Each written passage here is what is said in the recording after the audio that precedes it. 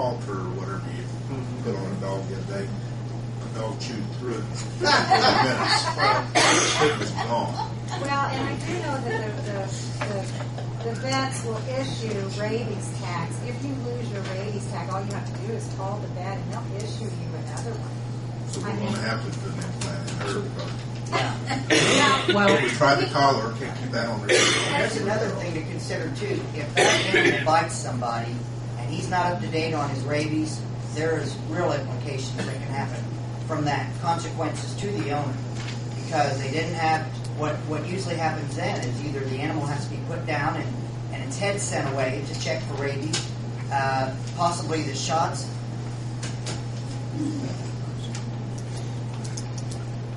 I think The Board of Health will tell you to keep that dog for 10 days. If 10 it days. dies, Right. then you send the head on. Otherwise, you don't. That's all I got. They got too many. My dog ever did one person. They got too many smaller than that. No, two. That's another guy. I don't want to talk about A that. customer of yours. We are looking at maybe a shelter program that would allow the public to come in and have their animals microchipped at the shelter. Right now, it's just for the dogs. And it doesn't hurt. It's just for impoundment. Oh no. I hurt myself more than I hurt them. I'm always poking at myself. so. How would you address this concern of maybe a dog that got the rabies shots out of state by an individual rather than a vet? So Right now, that's at address Ohio's legislature that there's the Coon Hog Dog Association. The NRA is fighting that they'd like for certified people to be able to give their shots, but that is not passed into law in Ohio. And I think It's going. The NRA is fighting for it. And it's just not that state, but there's other states as well. So who knows where we move from or bring the dog from? Yeah, I'd But, have to see the proof of that because I don't know of any other states that is the requirement. And the simple fact of it is because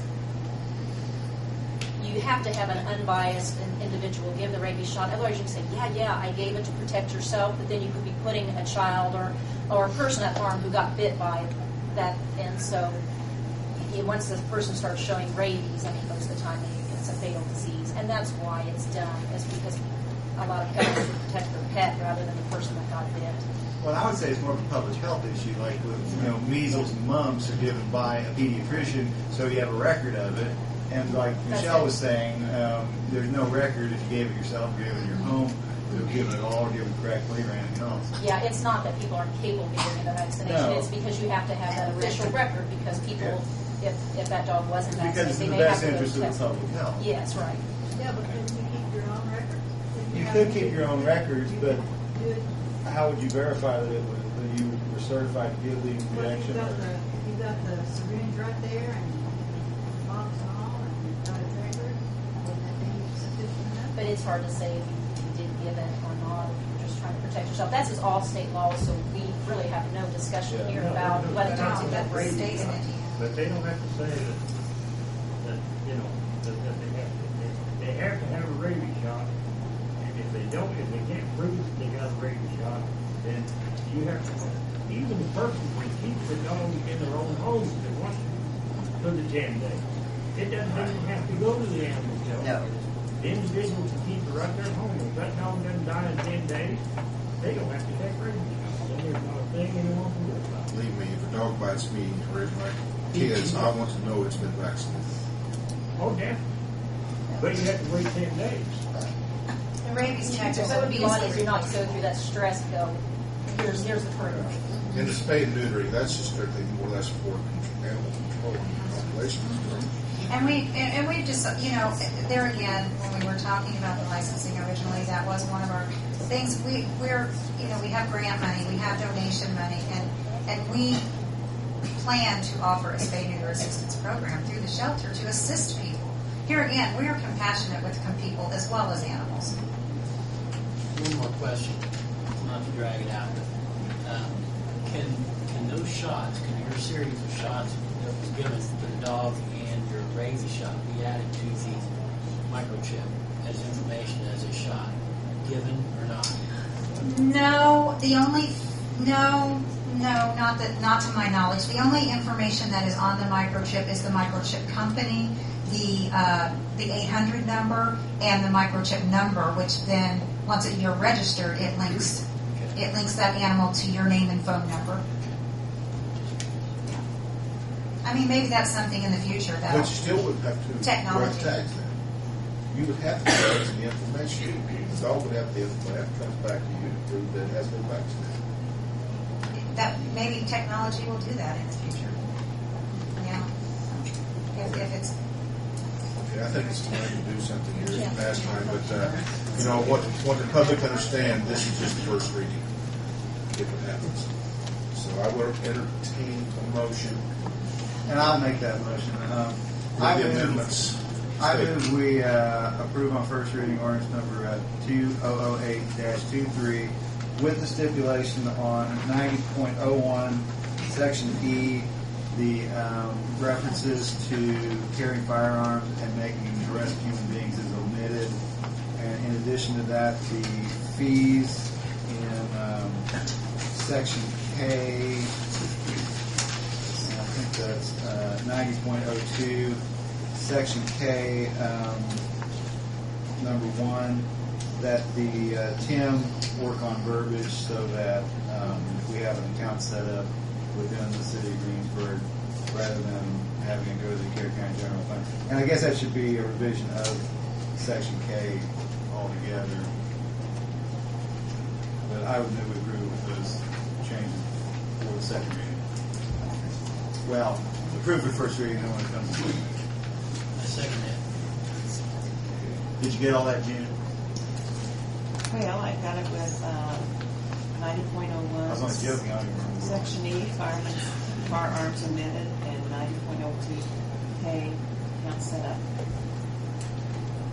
Well, and the arrest of human. So that's how it said. Yeah. The arrest of human beings. And rest. On that, yeah, the first one, the 90.01.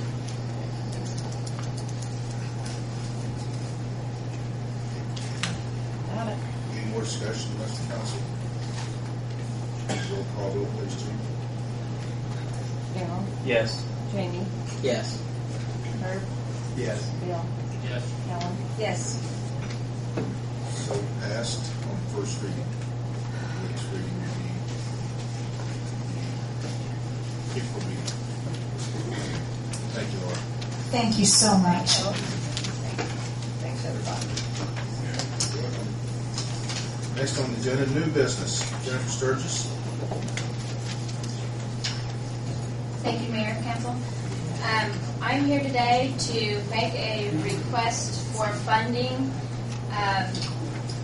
It is my understanding that the City of Greensburg had a micro loan program previously and has collected back funds. I believe the last time I checked, this has been several years ago, there was about $40,000 that had been received back as people paid off loans, which for the public, I would like to point out that despite some of the past scandals of people defaulting on loans, there was actually small business loans that had been granted by the city that were repaid, and funds have since been collected and are, I believe, still separated as such in the county funds.